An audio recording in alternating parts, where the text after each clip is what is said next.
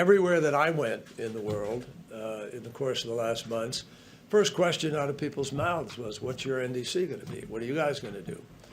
You've destroyed your credibility. You've left the Paris Agreement. How can we trust you? What's going to happen in the next 4 years?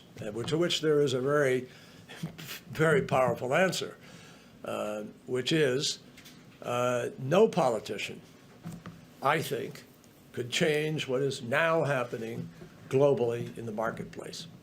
And that is part of the message of what's happened here today and in the last few days. You've had, yesterday we announced the Net Zero Bank Alliance. We announced the Glasgow Financial Alliance for Net Zero. And we have some 43 financial institutions across the world worth some, I forget the exact sum, 40-some trillion dollars or something in terms of assets managed.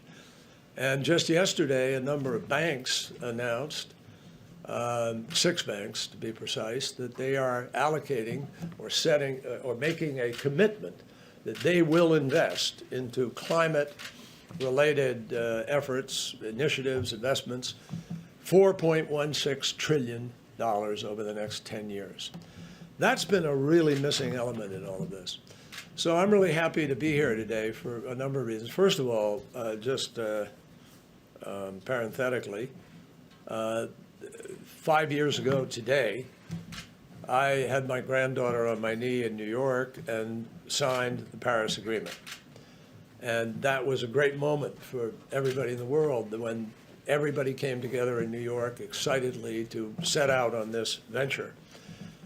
Regrettably, without any facts, without any science, without any rationale that would be considered reasonable, the former president decided to pull out. He was the only president in the entire world, the only chief of state in the entire world who, without any scientific evidence, decided to pull out of the Paris Agreement.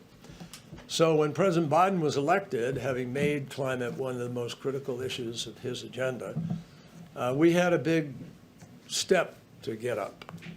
We had to restore America's credibility. We had to prove that we were serious. And I think today does that in many ways. And not in a chauvinistic,